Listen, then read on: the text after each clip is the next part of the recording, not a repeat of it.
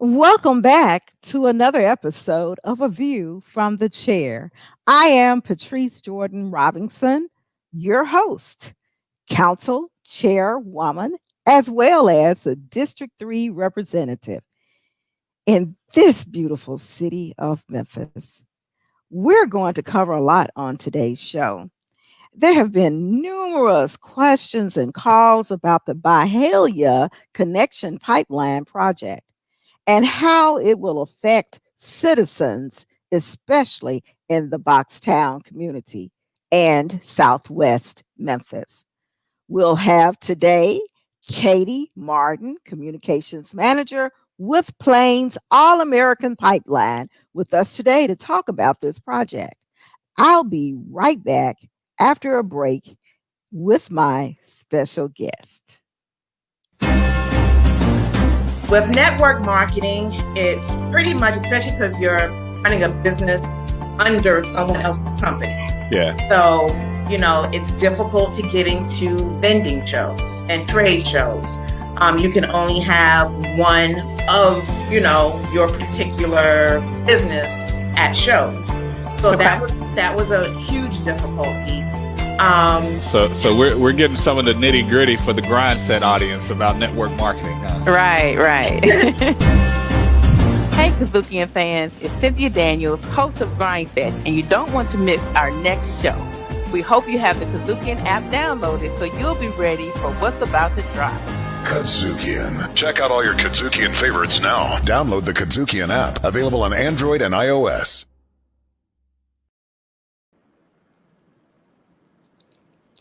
Welcome to A View from the Chair.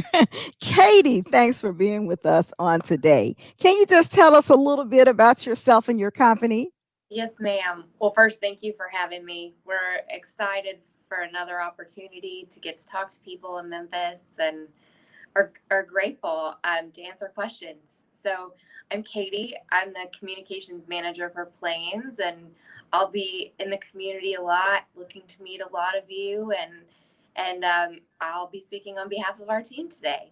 And Okay. Yes, ma'am. And Plains, the company where I work, is one of the companies is the company constructing the pipeline.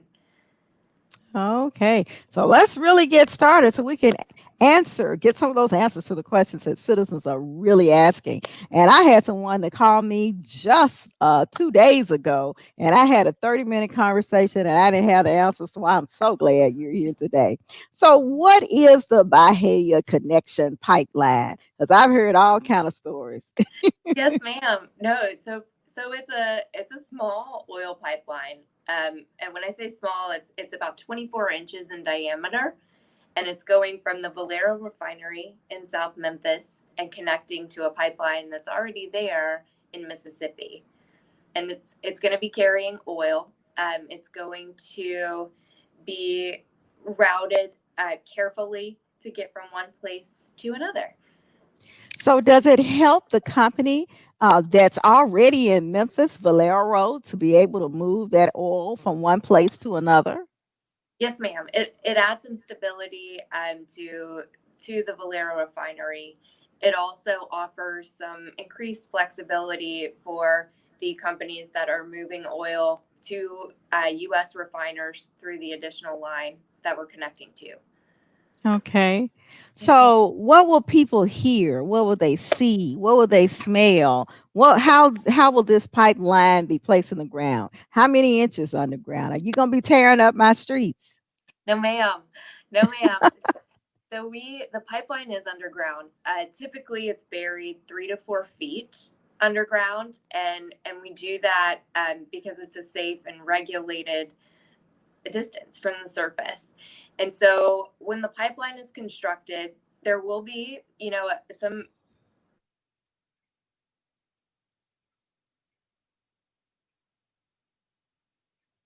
sound and trucks and things of that nature. But once the pipeline is in the ground, you shouldn't hear it, you shouldn't see it, and you shouldn't smell it. It will be safely underground and will restore the land back to the same or sometimes even better condition it was in beforehand. Okay. So for a few seconds, you went out. Oh, So sorry. did you say I'll be able to smell it at some point? No, ma'am. So Okay. you won't be able to smell anything. The there, you know, you will see some trucks and things like that when the pipeline is being constructed, and that'll take about 9 months to complete. But once the pipeline is in the ground, you shouldn't hear it or see it or smell it. You might see a marker just alerting people that the pipeline is underground, and that's to keep excavators and diggers from striking the pipeline by not knowing it's there. Okay. So I've had some of our constituents call and ask, why did the Bahaya team choose to take this pipeline through South Memphis?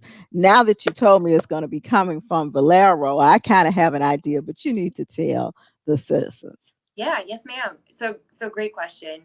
We are starting at Valero, and so the pipeline has to start at the refinery. And then what we do is we look for a clean and safe space where we can construct the pipeline, you know, meeting all of the federal standards and regulatory rules that we have to follow. And so we look to route around schools, we look to route around major environmental features, we look to route around houses and historical sites and protected species and things of that nature. So when you look at that, and then when you look at all the pipelines that are already in Memphis, there's just not a lot of options on where to go. And so what we were left with is essentially coming further south, routing through Mississippi, and coming back up into the Collierville area. Also, we're going to go south and then back east. Yes, ma'am. Okay. Yes, ma'am. It looks like a long way to get there. It would be so much easier to draw a straight line to get from point A to point B, but we want to have as few collective impacts as possible. And so this route gave us the ability to do that. Okay. So the Backstown community has faced so much adversity throughout its history. And I used to work in that area at Mitchell High School. How are you going to treat residents better than organizations have in the past? Great question. So first, we've been really humbled and really grateful that people in Boxtown have shared their stories with us. I mean, we're grateful for the knowledge and for the understanding, and we really are committed to treating people there with dignity, with care, with open communication and honesty. And so first, we want to start with that. Secondly, we want to ask people that live there how to be a good neighbor, because what we think is a good neighbor may not mean the same thing here as it does in Boxtown. So we're actually looking to consult with some locals and people who are part of the community to give us advice on where to give from a charitable standpoint, how to communicate, where do people like to gather, where could we go to meet people and answer their questions at a time that's convenient for them. So we're working on all those things, and we want to be available now through construction and then for the life of the pipeline. Oh, now that's great. Can you hold your thought right there? Because I want to continue that conversation. We're going to take a short break and be back with our special guest, Katie Martin, as we continue our conversation about the Bahia Connection Pipeline. Funky Politics. Hey, Funky Politics fans, it is DC. What a week, what a month, what a year. 2020, y'all. Right, the information we give you here is always entertaining and it's always educational. And look, let me tell you something. We got more great shows coming your way. That's the weirdest stuff I've ever seen in my life. I don't even understand, how do you do that? So make sure you stay tuned for more Funky Politics. Funky Politics, powered by the KUDZUKIAN Network. That's right, folks. We're funky sometime. We funky your time. We funky all the time up in here. So make sure you stay tuned for more Funky Politics. Check out all your KUDZUKIAN favorites now. Download the KUDZUKIAN app, available on Android and iOS. We're back with my guest today on A View from the Chair. And my guest is Katie. Katie, Can we start back with that conversation about what you'll be doing in the community, not just now where you're building that pipeline, but how you will continue to work within the community and provide support for that community? Yes, ma'am. So this is my favorite part of what we get to do, and we do this for all of our projects where we we really try to get to know the people who live around the pipeline. We try to get to know our elected officials. We try to listen more than anything, and understand the experiences of those that live there, and then figure out how to talk to people in a way that they would like to be talked to.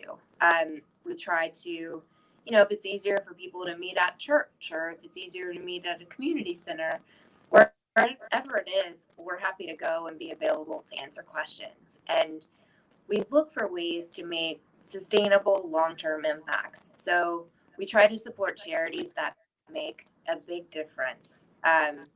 We've been fortunate to work with the Mid-South Food Bank and feed over 75,000 families. We've also looked at ways to help kids who are going back to school and learning virtually, who may need laptops or Wi-Fi hotspots. And now we're looking at opportunities to build sustainable growth, and contribute to revenue streams that would come in back to the Boxtown community long after construction is done.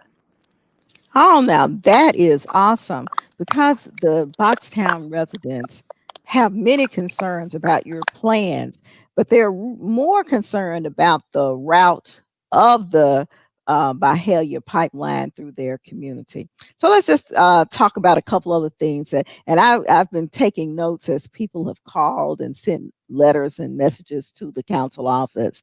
Will this pipeline have any effect on the community's health? We got the COVID-19 going on, and they're afraid they don't want anything else to contribute to anything that will be negative about their health. Yes, ma'am.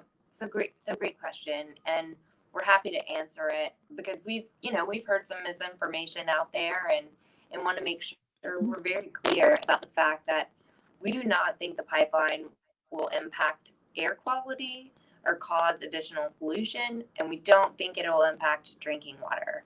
And and the reasons why that's the case is because from an air quality standpoint, the pipeline's going to be underground, and pipelines are a secure way to transport oil, and essentially they account for less than 1% of emissions that are associated with energy production and activity. And so there shouldn't be an air issue. And then we've had a lot of questions about the aquifer and drinking water, and we have the same questions. We wanted to make sure we were careful. So we've talked with the experts, and our understanding is that the aquifer is far, far below where the pipeline will be. So our pipeline, remember, is going to be about 3 to 4 feet in most cases under surface, and that aquifer is hundreds of feet down. So we don't expect to cause any health issues, and we are gladly able to answer more questions about that. And we've heard those concerns too, and want people to know that we will treat it like it's our neighborhood, and we will treat it like it's our families living there, and we wouldn't do this if we thought it would bring a lot of health issues. So what happens if the pipeline breaks? Like, we have breaks in lines here in the city. So what happens all around the city, especially as it relates to gas coming to our home and that kind of thing? We do have some leaks. So what happens if you have a leak in your pipes? Sure. So ours is an oil pipeline. So if typically there are no leaks, we do everything we can to avoid them. Oil usually gets where it needs to go 99.999% of the time. And that's an actual stat, without incident. And so we designed it to be safe. We've designed it to take extra precautions, but we also understand that, sometimes things happen. If pipelines do have a rare leak, it's typically because it was hit by third party, like a digger or an excavator, and we plan for that. Our team works internally with first responders, with regulators, to make sure that we drill and we practice for every possible scenario, and we're ready to respond in a quick and appropriate way for each particular location. So, Okay. so I'll tell you, just last year, I'm only in communications, and I did over 80 drills with our team across the country to try to be ready. So we take it seriously, and we spend a lot of time practicing and preparing. So, like gas, it's combustible. What about oil? So oil doesn't have the same type of explosive properties as natural gas would. If it leaks, you've got to clean it up, but it's not. It doesn't pose explosive type risks in the vast majority of situations, especially in just the pipeline, which is what we'll have going through Memphis. Okay. So we have talked about this at the beginning of our show. I see a benefit to Valero that's a part of our business community in the downtown area. We consider that South of Memphis as well. But what can you say definitely the benefits are to the residents who live in Memphis, not just Valero? Yes, ma'am. So we think the pipeline has a lot of benefits. We are excited that when it's going to be constructed, we should bring over $2.4 million of revenue from construction to small businesses that are hurting because of COVID. So this is money going into restaurants and gas stations and, family businesses who can get that extra boost. And then we expect to contribute stable revenue. So once the pipeline is in the ground, we'll pay property taxes every year. And so just in Shelby County alone, we're looking at property taxes around $500,000 a year to go to schools and infrastructure improvements and to the county to use. And then on top of that, we want to give. We want to be an ingrained part of the fabric in the community and want to really try to help and build the community up in any way we can. Thank you. Yes, ma'am. So the residents are also concerned about, I know you keep saying that you're going to be a long-term partner. To them, what does long-term mean? I know you want to be here, you'll be paying taxes. So this pipeline is basically going to be, long as the plan is there, we'll be using it. Is that correct?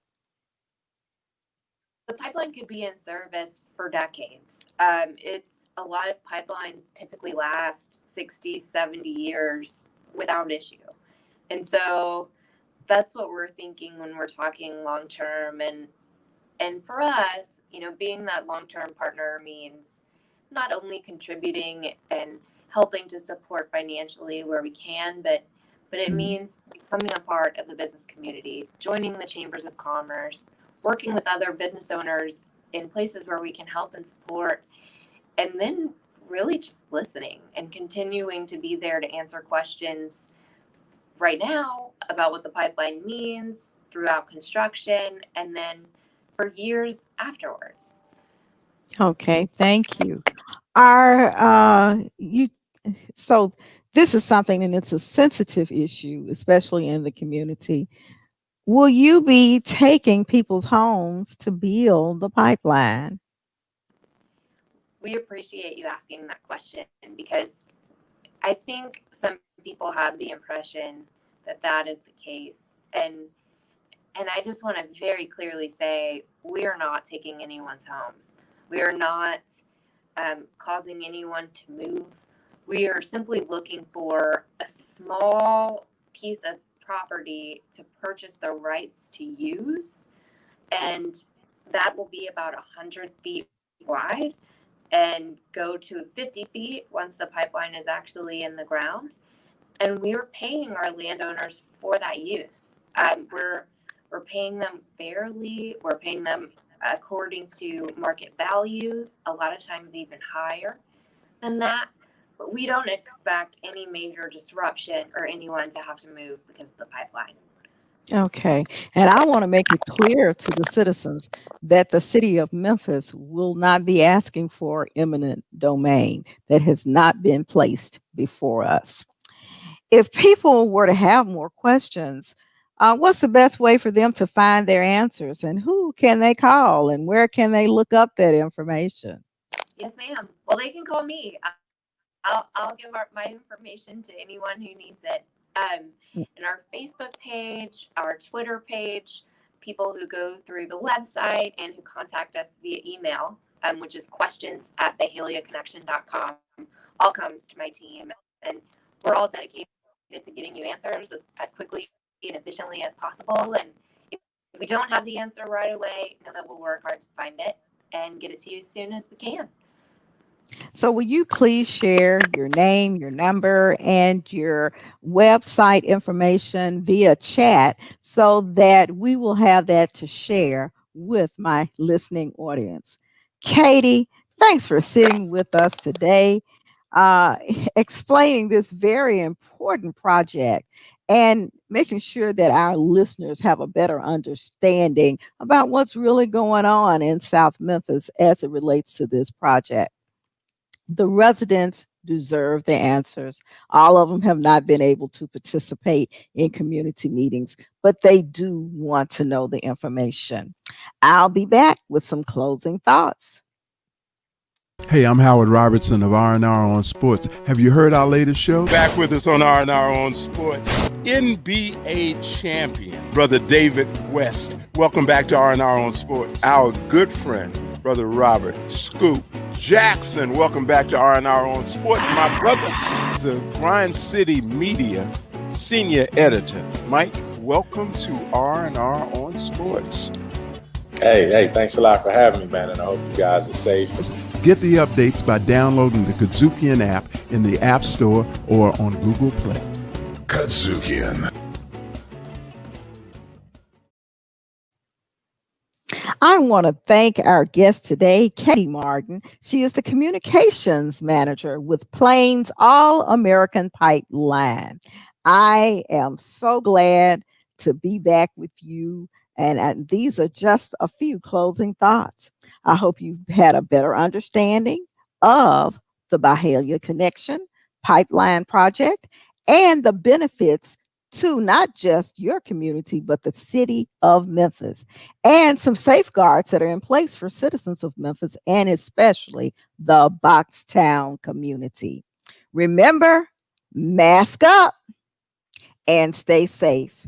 I'm Patrice Jordan Robinson, Chairwoman of the Memphis City Council, District 3 Rep, and I ask that you be blessed.